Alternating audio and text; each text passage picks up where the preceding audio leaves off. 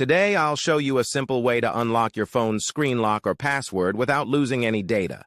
The best part? It's free and easy, even if you're not a tech expert. Just follow these steps, and you'll be able to unlock any phone hassle-free.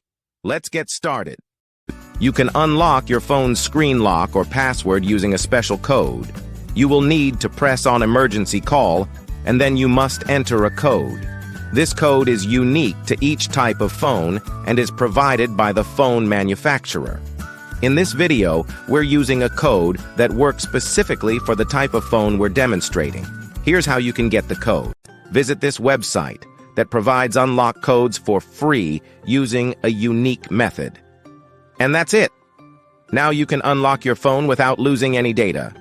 See you in the next video. Bye.